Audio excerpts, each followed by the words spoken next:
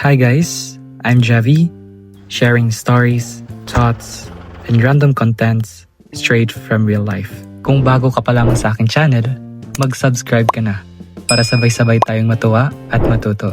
For today's vlog, pupunta kami ng Valencia, Bukidnon in Mindanao para kumustahin ang mga katutubong beneficiaries ng matalik kong kaibigan na si Roel. Si Roel ay isang charity vlogger na may mabuting puso at handang tumulong sa mga taong nangangailangan. Kasama ang Team Rochelle sa paglalakbay na ito, ay marami talaga akong natutunan na bagay-bagay para mas maging mabuting tao sa kapwa.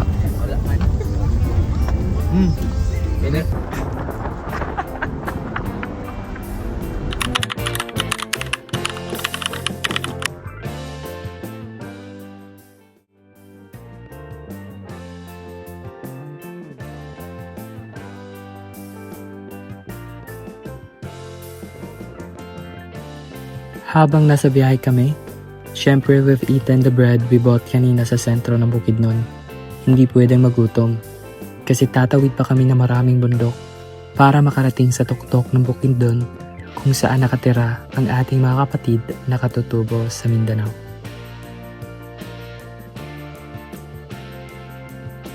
After ng ilang oras na biyahe, nakarating na kami sa unang pabahay.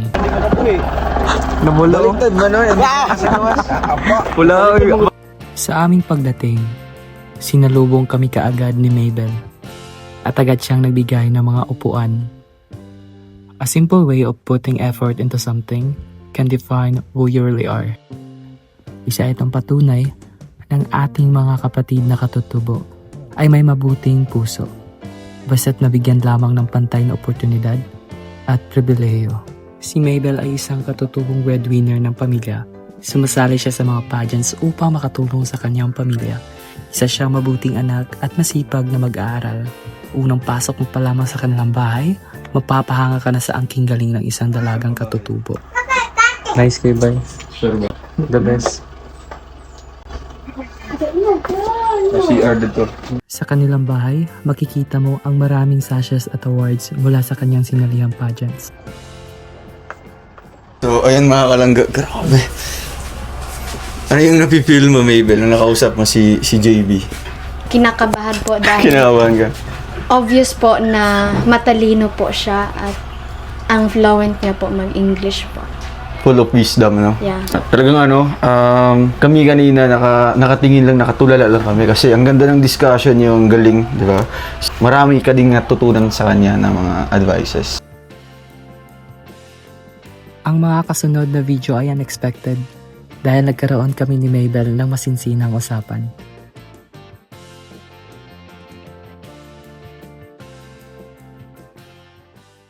See you next time. Kasama siya, no? Maging vlogger na din yan soon. Bagay ba siya maging vlogger? Yes po. Grabe ka, no? Supportahan mo yung channel mo, ha? JB Sukal ka? Ayan mga kalangga, thank you so much po. God bless. And ayan, nakilala na po natin si JB Sukal. Sukal ka?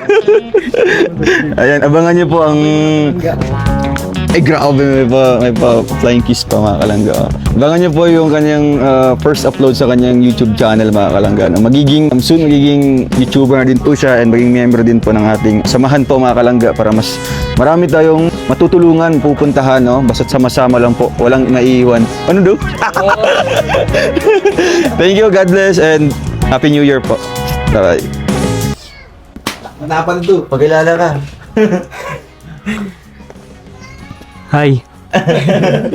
Shake hands. Nice meeting Ago. Yes, meeting you too. Mana? you. JB. Ano, lingkod ka? Bakit lang pangalan? Adya ka. Ay. Ba, hindi ako marunong mag-Tagalog ba? Okay lang ba? May taga-translate naman si Lindon. Grabe sa upo. Bay, no, danog Tagalog bay. So, ano man, si Mabel. Siya yung magtatanong. Oh, siya naman yung, baka meron siyang tatanong. Wag na. Ako na lang magtanong. Baka matsit ako. Sa puntong ito, anong masasabi mo para sa Team Rochelle? I am very thankful sa Panginoon dahil dumating sila sa buhay namin, sa pamilya namin, dahil sa tulong nabago yung buhay namin. Before ako mag-ask ng mga questions sa'yo, no, I want to get to know you more para mas, may maganda tayong pag-uusapan ngayong araw. Habang kausap ko si Mabel, ang dami kong realizations at aral na napulot mula sa isang kapatid nating katutubo na huwag mawala ng pag-asa sa buhay. Magpursige palagi at huwag kalimutang manampalataya sa Panginoong Diyos. Habang nag-uusap kami ni Mabel, mas lalo kong naintindihan ang kahalagahan ng pagiging proud kung sino ka at kung saan ka nanggaling. Always be kind. Kasi hindi mo alam ang buong istorya ng librong dala ng bawat taong nakakasalamuha mo araw-araw. Yun naman talaga yung, di ba, dapat sa puso natin. Mahirap dahil nakasuot ka ng mataas na heel, pero kinakaya dahil may purpose tayo sa pag-join ng pageant. At lalong-lalo na ako dahil isa akong katutubo at maraming tao ang naniniwala na ang mga katutubo ay walang talento at hindi kaya sumali ng pageant. Binubuli pa nga, that's why sumali ako para ipakita sa kanila kung sino kami. Para na rin sa mga kasamahan ko na manobo, which is the younger generation, para maging proud sila kung sino man sila po. Bago kami umalis, nagbigay ako ng kaunting advice para sa kanya. The only advice that I have, since you are a breadwinner and also you're a college student joining pageant this year for Miss Valencia, the only thing that you focus is to, be yourself, be proud of yourself, and don't lose focus. And also don't forget, nga kanang mag-self-care ka, because in a world that full of negativity, body shaming, and bashing, the only thing or the only power that we have is self-care. Because when we do self-care, we show up stronger, kinder, and more confident in everything we do. And also, you promote a culture where self-care isn't just a luxury, but a priority. Congrats in advance, ha? Thank you. Galingan mo sa pageant mo. Wala di ko ka mic ba? Duwag to bay.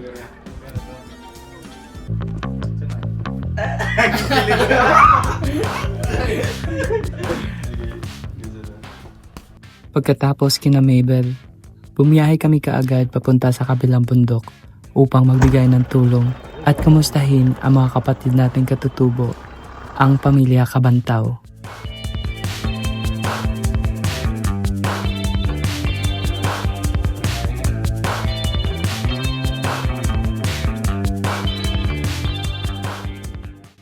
Nilakad namin ng Team Rochelle ang bahay ng pamilya Kabantaw sa tuktok ng bundok. So, ito naman bro, another pabahay naman namin ng Team Rochelle Liga. Sasama ka namin dito, yung house tour ka namin. Ang sarap sa pakiramdam na makatulong. Dito ko lubos na intindihan kung gaano kahirap at kapagod ang pinagdaanan ni Ruel at ng Team Rochelle sa pagtulong sa mga nangangailangan. Hindi biro ang pag-akyat ng bundok. Mainit. Minsan, uulanin ka pa.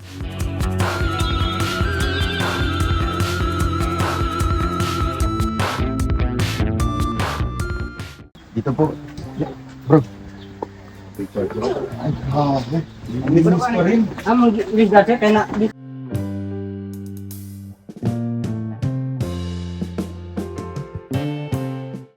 Ayan nga pala si Leah, anak ng beneficiary na natulungan ding mapagaling ang skin disease sa kanyang mukha na 13 years niyang tiniis. Dahil kina Ruel at ng Team Rochelle, nagkaroon siya ng pagkakataong mapagamot at muling ngumiti.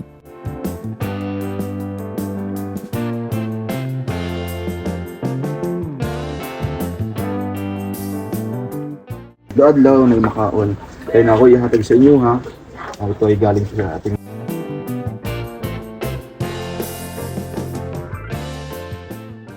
Sir, kung wala mo, wala utang na ka.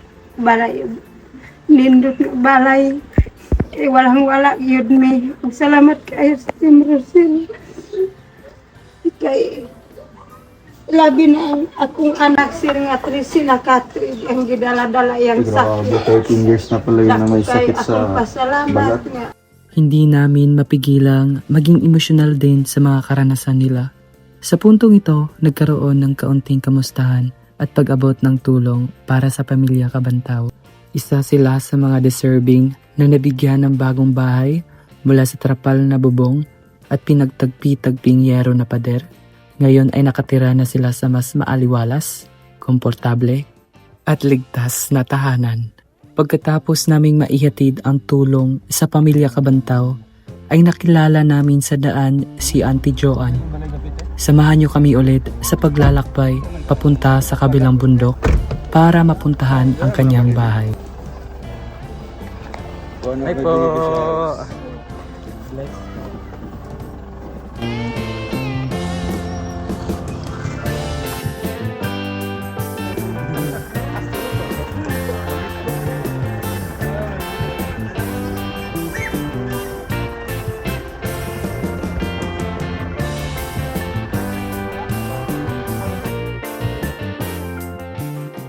Nakalanda na.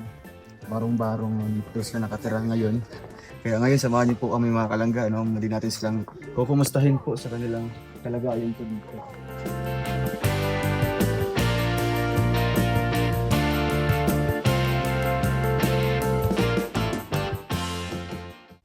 Ganito kahirap ang kanilang kalagayan. Kailangan mo pang yumuko para makapasok sa bahay nila. Ang trapal at kortina ang nagsisilbing pader laban sa ulan at init araw-araw.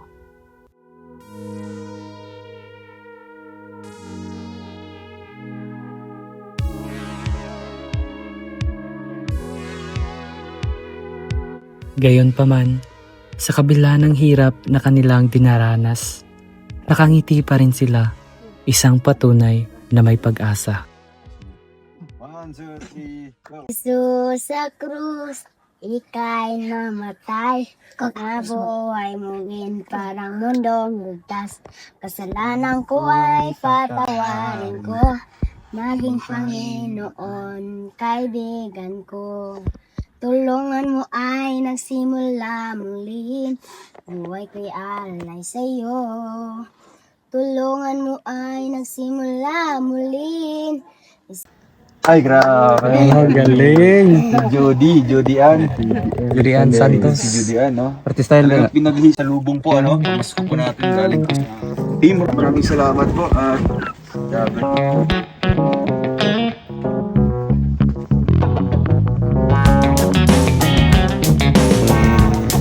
Feeling ko na nakita na talaga yung katulog. Wala akong feeling ba? Isa lang feeling ko.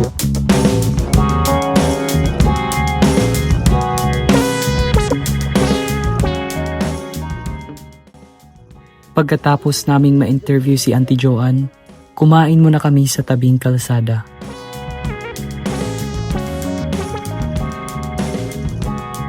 First time maka-experience ang ating Patuloy ang misyon, pinuntahan pa namin ang iba pang deserving na katutubo na nabigyan ng bahay ng Team Rochelle upang muling mag-abot ng tulong at kumustahin sila. kasama ko si JB Sukal. Sukal. Ito ang bahay ng Dayon family. Isa din sa maswerteng natulungan ng Team Rochelle. Ay, kumusta po kayo? Katapat ng bahay ng Dayon family ay ang bahay din ng beneficiary ng Team Rochelle na si Kuya Puto at Nanay Losminda.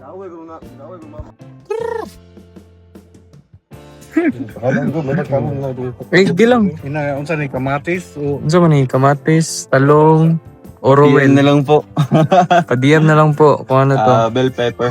Bell pepper ata to eh. Ay, kana ba? Labasa. Either ka ba 1 million, kauna ni mo buo. Sagot ka. 1 million man. Ha? Sa 1 million rin. Mga isa tag-sponsor.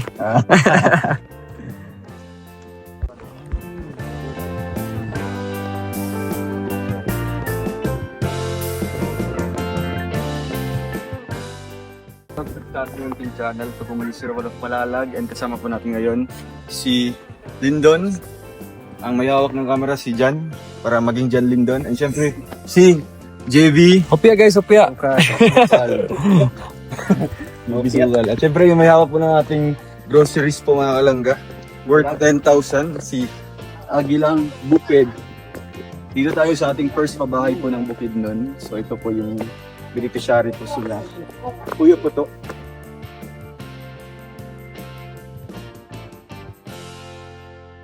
May bahay na po na worth 500,000. Oy, Kuya Pots! Sawadi ka! Sawadi ka! Ganda ka.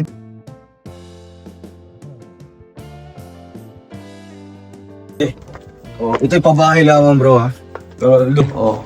Tapos yung months bro, kailan to na? 2 bedrooms. August, September, October, November, December. 4 months mga kalangga. Pero grabe yung ano nila, pag-preserve ko ng bakit ko. Kaya silang kuryente. Kasi, sige.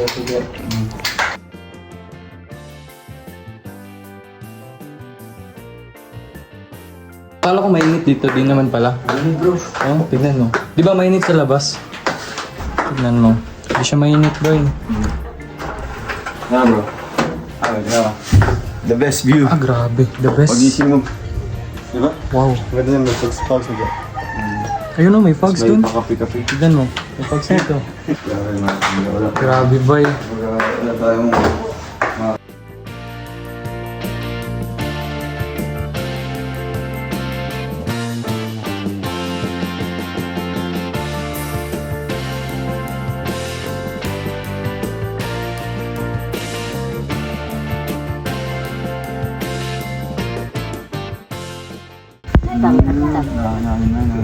Kay naubos na pala yung binigay natin na ano. wa mika wa na ako. Pero kanina ay wala pa na Hatit na liwas siguro kista diri mo sanggit mo.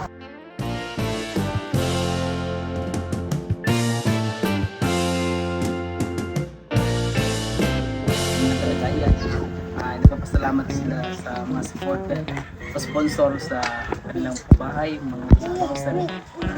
At ito nga pala ang pambansang translator ng Team Rochelle guys, si Kuya Cliff. At ito naman ang pogi naming videographer na si Jan. Siya pala ang bunsong kapatid ni Rowel. Kasama din namin sa paglalakbay si Lindon at si Kuya Ruben aka Agilang Bukid. Batid ko ang lahat ng pagod, hirap at sakripisyo. Gayunpaman, sa likod ng pagtitiis, let's be patient because God teaches us lesson first, then He tests our patience and faith to see if we truly deserve the life we want to live. Someday, God will turn the table in your favor.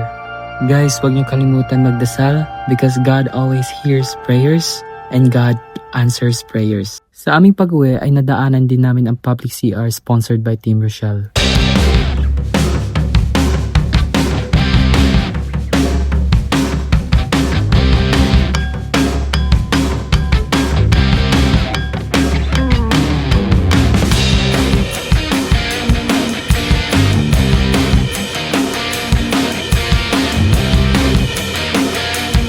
ngayon po yung kalsada mga kalangga. Bali ng level na po yung bubong na naman ng bahay dito.